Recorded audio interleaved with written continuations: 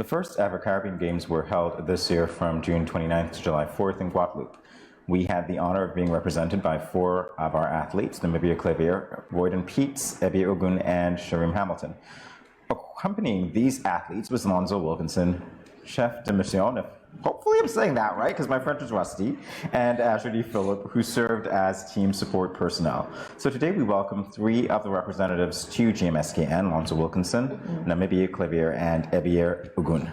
Welcome, or I should say, again in French, bienvenue, Team St. and Nevis. Welcome to Good Morning SKN. Good morning. Good to have us.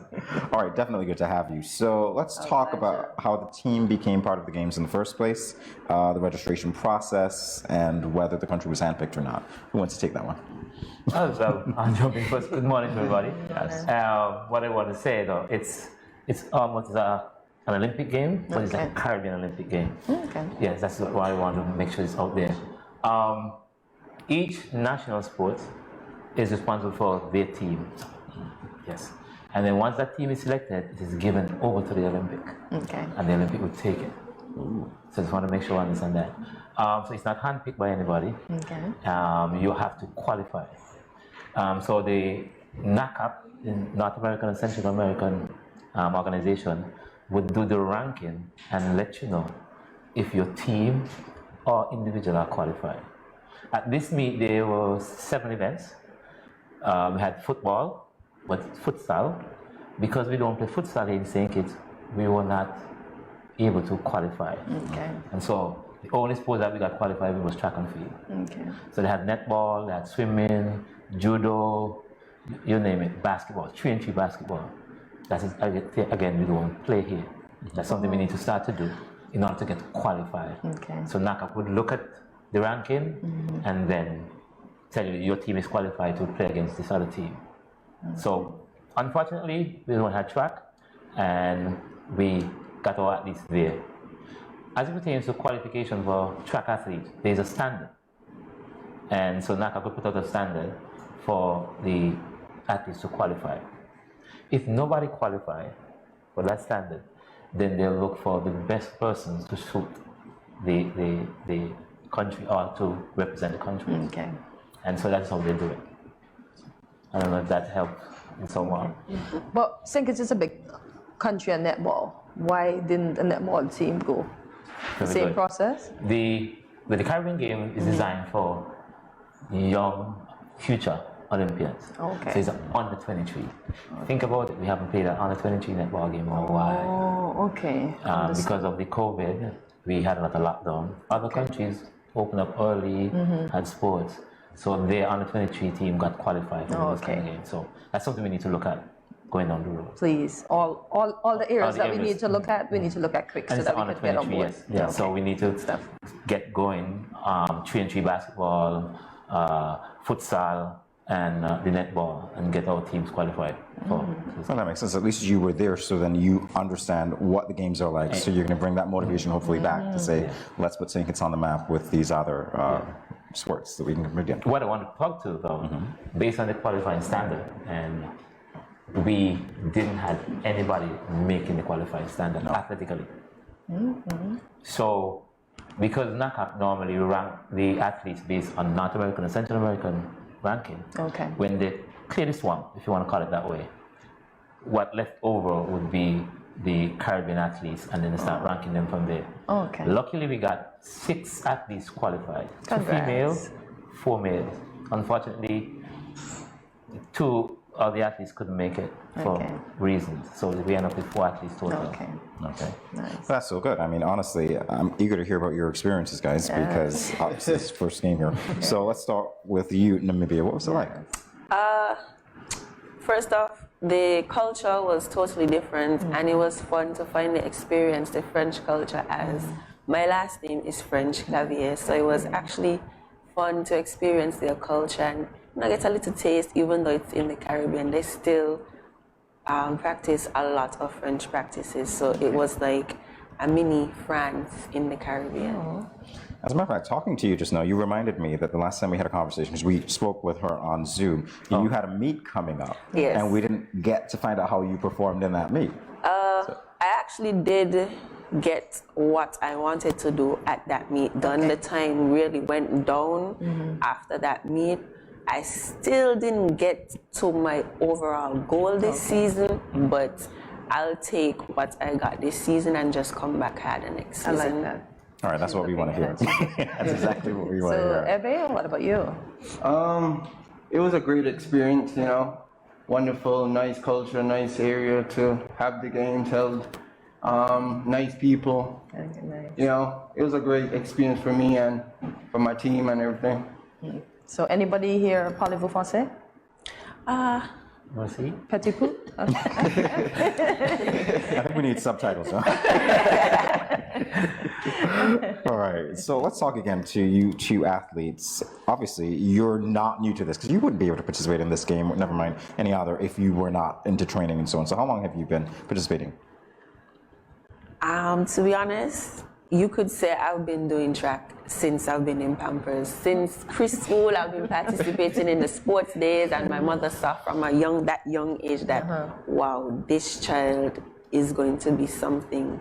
So it's basically from there, and then I got my coach in primary school, Coach Connor. He held on to me. He eventually left St. Kitts because he retired. I was passed on to Coach Morton. Then Coach Connor came back. But really, I didn't start to take track seriously until like my last year of high school, when I was like, you know what? This actually looked like it's going to do something for me. So let's just see where it takes us. Well, it's took you to Guadeloupe and other places as well, right? So, yeah. I would say the same as Namibia. You know, I've been doing track from young age. First started off with Mr. Esdale. Dalton, right? Yes. So he took me on, brought me to where I am now. Went to college and achieved my goals, and you know. So yeah. I have to say, I'm sure Dalton would be glad to hear you say that, because that was junior, like high school age, right? Yeah, And that's when you started. School, yeah. Primary school thereafter. Look at that. No running away stories, right? Because you said you do it in Pampers. You never ran away from home, right? That's not what anybody do, right? Exactly. Running from that. I want to know, for the athletes, do you still get nervous before your races? That's not even a question, because I swear the nerves get so bad. I actually cry before I compete, and my teammates will be like, "Oh, what's wrong? What's wrong?" I'm like, "Nothing. I'm just nervous," and I'll be shaking. And then they see me on the line like, "That's not the same girl. I was just here crying." I was like, "Yeah, I was just nervous. Wow. I just have to cry to get it out." Oh, that's okay. Well, that's a good coping mechanism. And also, my coach always tells me, if you're not nervous before your event, something's not right. Oh, wow. So, Ebiye, what about you? I only get nervous on the line. Like, you know, it's 100 I'm running, so I'm thinking about the other people in the race. But you know, the coaches be saying, don't think about the others, just try to focus on you. But I get nervous at the line. Like once I'm at the line, I get nervous. But after that, I'm good. Before the race, I'm good. It's just on the line when I'm like, all right, cool, I'm here now. Okay. That's when I get nervous. It was a coach you expect the athlete to be nervous, because you want to have adrenaline rush to give them that boost of energy. You need that. You can't be too comfortable. You're not going to get up. So you need that adrenaline rush to get you out as fast as possible. Wow, I never knew nerves work like that. It could work against you and for you, but they're hoping that it works for the athletes based on training. Seems like it works more in your favor than against you. Yeah. So far, so good. Good So stuff. far, so Good good. I stuff. love it. Good stuff. All right, so Lonzo, tell us what your role as chef de mission. I'm trying this again. Let's go. You're the French person. Chef de mission entails. Well, the chef de mission is basically the chief or the person in charge. Like I said earlier, normally we have various sporting disciplines. This time we only had track, so I am normally the first person into the game and the last person out. Okay. Prepare everything for everybody, make sure the hotel rooms, food, and everything is available and everybody's comfortable. This time around, we went in a charter flight, so it was different. But normally the chef would go in, make sure that the area is good, food is good for everybody before everybody comes in, and stay to make sure that everything is okay, go to meetings every morning, making sure that, hey, transportation is ready, this is ready for everybody else. So it's a a task. Luckily, again, as it is one sport, so I just had to deal with one sport. And then when everybody leave, I go around and make sure that nothing is destroyed, and then I have to cover and pay for all of that. So it's a parent job kind of way. Okay, gotcha. Chaperones. Yeah. Is this the same person that went to the Special Olympics? No. Okay. I'm just making sure. So have any of you been to Guadeloupe before, and was this your first time going there? This was my first time. Okay. That was my second time going to Guadeloupe. Oh, nice. I just went on the airport. Yeah. Oh, it counts. It was my second time around. Okay. Like I said, I had to go in for meetings and make sure all right, check for the facilities to make sure that everything is going well for the games to start. What I want to say about the Caribbean Games, though, that it should have started first in Trinidad in 2009. Okay. But SARS stopped it. SARS virus stopped it. So you realize the virus was stopping it all the way. Oh, man. And Guadeloupe work out, hey, we're not going to COVID stop this thing. We're going to have this first Caribbean game. Because when you go to the Olympics, you realize Caribbean athletes are dominant. And so they're saying, let's start with our under 23, build them. So when you see them in the next 4 years going to the Olympics, hey, they started in the Caribbean Games. They started there that way. And so you could track your athletes here from there on. So that's the whole concept behind the whole thing. Okay.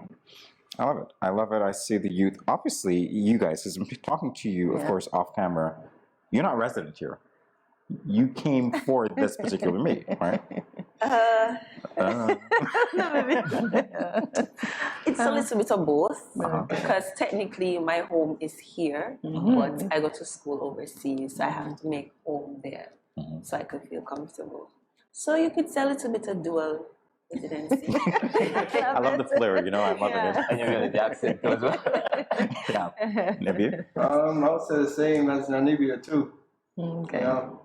Ain't no place like home. Okay. Well, I would say the same, but obviously you're away for good reasons. So let's talk a little bit about that in terms of sportsmanship and how it's influenced other areas of your lives. Influenced me a lot, taught me how to be a better person. Kept me out of trouble. Kept me out of trouble. So basically seeing these things and I'm accomplishing my goals according to life goes on. It's just making me feel great. Making the people who's behind me from day one feel great as well too. So yeah. For me, being in this sport, it kept me disciplined somewhat because growing up, you get a lot of temptations to lead into a lot of stuff that's not going to be beneficial to you long term. But having a mom that's always behind you, always encouraging you, this is what you need to do to get where you need to be. She always told me from a very young age, you are going to be in the Olympics 2020. And I was this close to being there, but I stopped training. I got discouraged because of COVID and everything. So I just was like, next time around, I'll be there. But the sportsmanship, it really gave me patience and it helped me to be happy for others, genuinely happy for others, because I have friends in the sport. So if they beat me in a race, I'm mad that I didn't win, but at the end of the day, my friend won and they also achieve goals that they set for themselves. So I'm able to be happy for them as well as look at my growth and where I came from. They're both very good lessons to have, indeed. Very good, very good. All right, so Lonzo, I want to give you the final word here. Tell our viewers why they should get up and be active. That's your camera. That one. One is because if a healthy person make a better person, and being active, you lengthen your lifespan, and you are much healthier than anything else. And we want to encourage people to be active as far as possible. You don't want to wait until you put on too much weight and doctors will tell you to start to work out. So do it now and lengthen your lifespan. That's true. I love That it. is so true. I'm eager to race with you because I know you get tense at the line. Anyway, no.